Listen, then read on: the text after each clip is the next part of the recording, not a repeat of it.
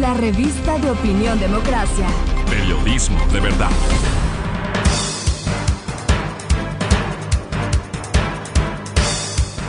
Estamos de regreso y ahí queremos saludar al señor doctor Jimbo. Él es el presidente del acuerdo, de este acuerdo contra el cáncer. Doctor Jimbo, bienvenido. Gracias por acompañarnos. La pandemia ha afectado casi a todas las áreas, pero además también el uso de los hospitales, todo el esfuerzo como que se ha dirigido allá. El acuerdo contra el cáncer, que viene trabajando muchos años, que tiene unos objetivos muy claros, ha sentido que un poco estas otras enfermedades catastróficas han tenido más dificultades de las que ya se tenía. Doctor Diego Jimbo, muchas gracias por acompañarnos. Buenos días. Muy buenos días, Francisco. Muchísimas gracias por el espacio y bueno, la respuesta concreta es sí, claro que sí. Lastimosamente tenemos claro que en el Ecuador, es igual que en muchos países, este periodo que estamos pasando ha complicado mucho más la situación, pero hay que entender claramente que el sistema de salud no está colapsado o complicado ahora por la pandemia. Antes también ya había problemas graves y eso es lo que vamos a hablar un poquito del problema de salud y la propuesta que como acuerdo contra el cáncer, un actor social, un actor ciudadano que tiene años ya de trabajo, ha propuesto a los dos candidatos a la presidencia, a sus equipos, justamente para mejorar la situación de la salud en la que estamos viviendo. Claro, y ahí es importante, sobre todo en esto, usted nos recordaba ya antes de la pandemia las dificultades de los medicamentos, el acceso a los mismos, el financiamiento. Una enfermedad catastrófica tiene un alto costo. ¿Cuál sería el principal planteamiento para que se convierta en política pública, ¿no? Y ustedes lo han hecho incluso a nivel político. Pero diría, ¿cuál es el planteamiento que el acuerdo contra el cáncer nos hacen, Diego, para que el país un poco también pueda sumarse, opinar y generar una opinión válida sobre este tema? Bueno, estamos claros que el día domingo se define mucho y nosotros a los dos candidatos que pasaron a la segunda vuelta hemos hecho una propuesta realizada desde la ciudadanía, pero también una propuesta técnica, una propuesta desde la experiencia y una propuesta técnica en la que tenemos 4 puntos. Primero, acceso efectivo y calidad en la atención integral de salud. El segundo es un financiamiento eficiente, transparente y honesto. El tercero es la agilidad en la gobernanza de la salud. Y el cuarto es este proceso de digitalización de la salud. Y bueno, de uno en uno estamos claros que el acceso efectivo es un problema grave. Tenemos muchas situaciones complejas para que los ecuatorianos puedan acceder a la salud. Si bien el acuerdo contra el cáncer se dedica totalmente a lo que tiene que ver con esta enfermedad y apoyo a más enfermedades catastróficas, en esta ocasión nos hemos sentido con la responsabilidad de plantear una propuesta más integral, entendiendo que conocemos todo lo que está pasando en el Ecuador. Así es que Y entonces buscamos que el Estado en verdad garantice. Es esta Sí, Francisco. propuesta, esto de garantizar la salud en definitiva, que constan en nuestra Constitución, que constan en las leyes supletorias, podríamos plantearlo de alguna manera es por etapas, tiene que ver con financiamiento, tiene que ver con especializaciones, porque claro, lo que usted ha dicho, Diego, es importante. Esta siendo una de las enfermedades catastróficas que más se ha visibilizado, hay otras que tienen las mismas y a veces más dificultades que esta, Diego. Claro que sí, por eso es que nosotros tenemos claro que buscamos un acceso efectivo y atención integral. Acceso efectivo podemos hacerlo solo si es que en verdad tenemos prestación de servicio adecuada. En el año 2000, si dando algunos datos estadísticos, en el año 2000 había 2.86 establecimientos de salud para 10.000 habitantes. En el año 2018, que es el último dato que encontramos en el INEC, sí, hay 2.45 establecimientos de salud por cada 10.000. O sea, del año 2000 al 2018, que es el último dato que tenemos, en vez de aumentar los servicios de salud, han disminuido en relación al nivel de población. La población crece, los servicios de salud se mantienen o bajan. Ese es uno de los problemas que no permite tener acceso, no permite tener una atención de calidad. Ahora, nosotros necesitamos modelos en verdad que puedan tener un financiamiento, pero que sea honesto, que sea eficiente y además una parte importante, que sea un presupuesto sectorizado. Mi estimado Francisco, la Constitución de la República del Ecuador dice claramente que para salud se debería destinar al menos el 4% del Producto Interno Bruto. Y en el año 2019 solo llegó al 2.6, perdón. Y en el año 2020, en medio de la pandemia, todos vimos los problemas que ha habido, llegó al 2.7. O sea que en cuestiones de miles de millones de dólares todavía hay una brecha grande, pero no es suficiente que exista dinero. Este dinero tiene que ser bien utilizado, tiene que ser utilizado de manera eficiente, transparente. Y otra cuestión, estamos claros que este dinero está en un solo saco. Es un presupuesto que está manejado como si fuera todo exactamente igual. Y usted muy claramente lo dijo, hay enfermedades que son complejas, hay enfermedades que tienen un alto impacto económico y que esas también están puestas. ¿Y cómo podemos mejorar si tenemos un solo financiamiento, un solo saco de recursos económicos en donde les da exactamente una gripe o un cáncer o un lupus, un VIH o una insuficiencia renal crónica? O sea, no es posible.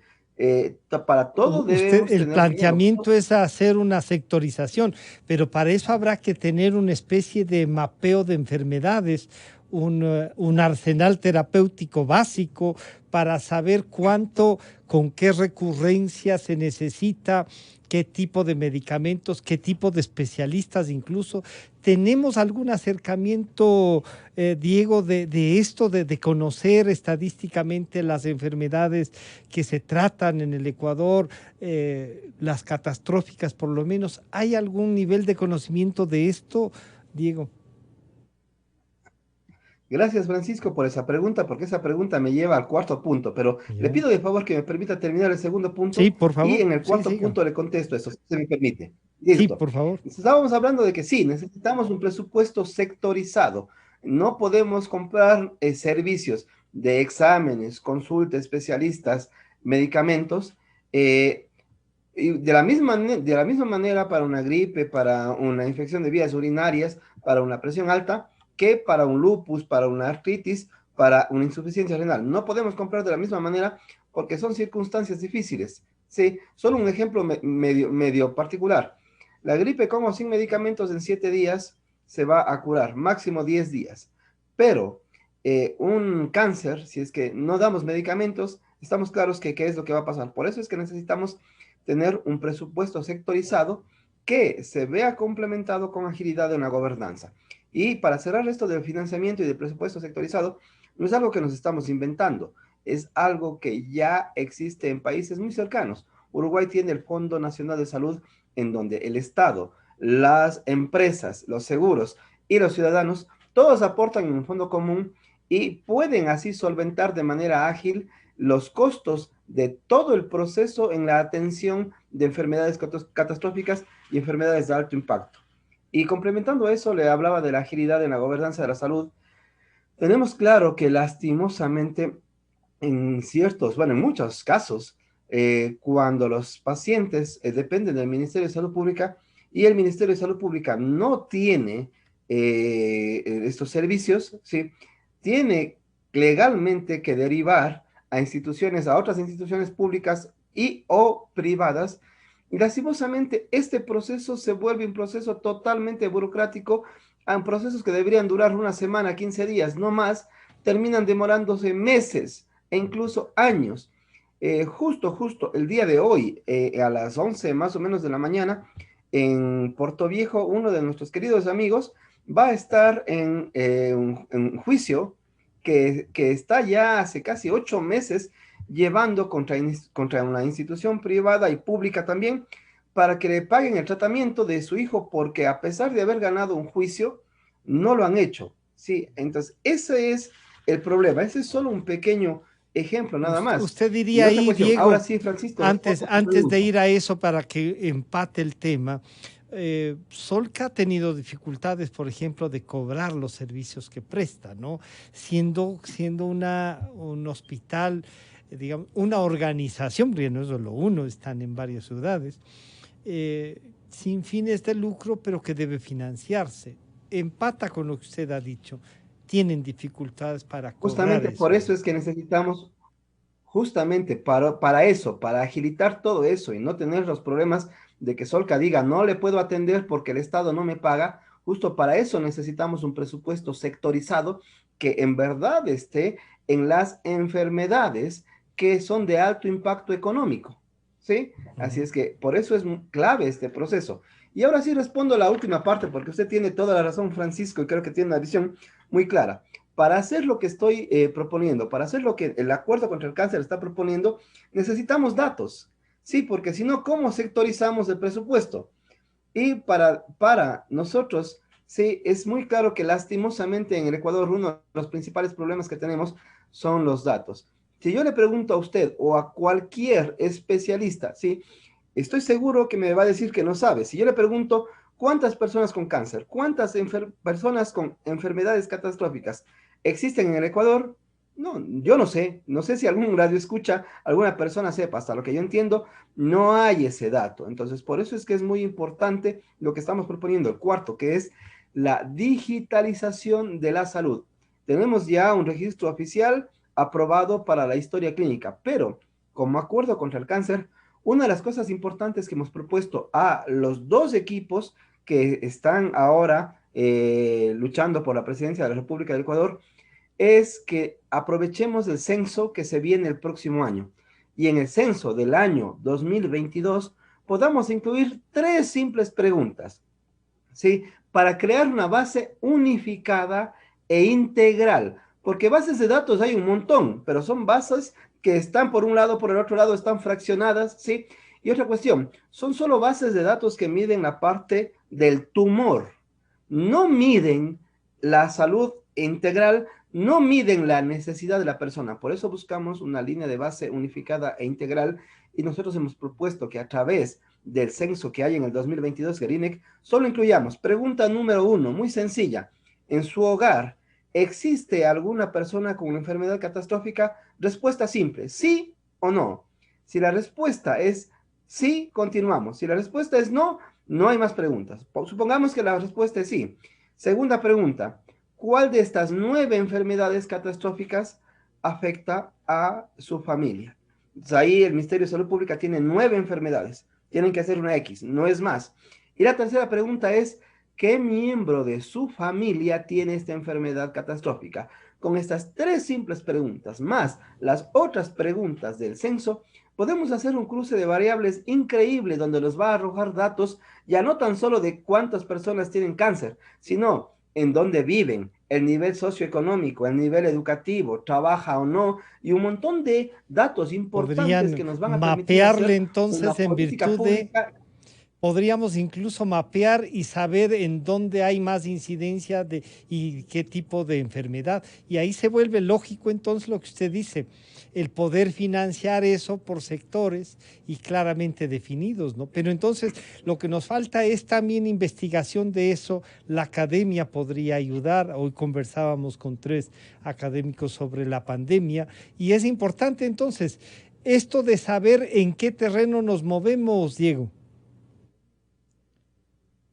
Totalmente, Francisco, y gracias porque usted lo entendió muy claramente. Usted vea cómo esta propuesta es una propuesta técnica, una propuesta que se va complementando con la realidad.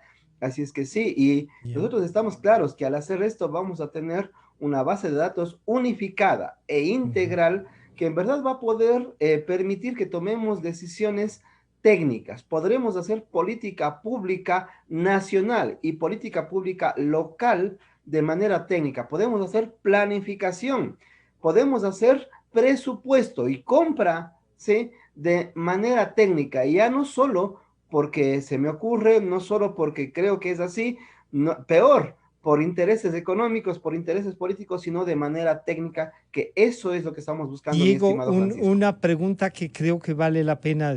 Siempre se habló, y yo recuerdo cuando se trató el tema de la ley de medicamentos genéricos, que los genéricos debían tener los mismos activos que los de marca, ¿no es cierto?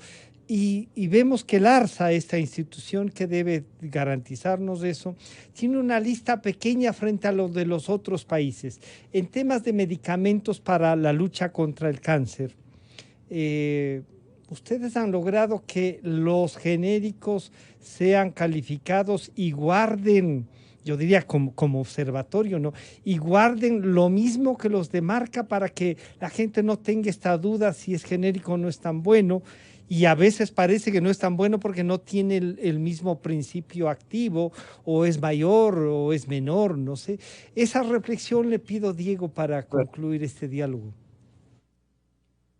Gracias, Francisco. Creo que es muy importante. Primero hay que dejar claro, vea, mi estimado Francisco, genérico teóricamente, y ahora creemos ya que en el Ecuador en la práctica es exactamente lo mismo que un medicamento de marca.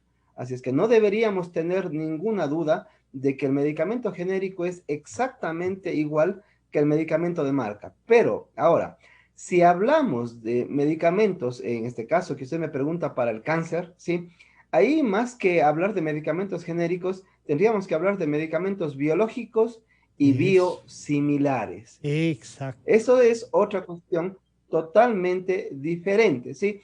De manera sencilla, comparar un medicamento genérico con un biosimilar es como comparar, ¿sí?, una bicicleta con un avión. Son dos cosas totalmente diferentes y obviamente la situación es totalmente diferente. Ahora, nosotros no estamos apoyando a que el medicamento sea de marca o genérico. Nosotros lo que apoyamos es un medicamento de calidad. Ya.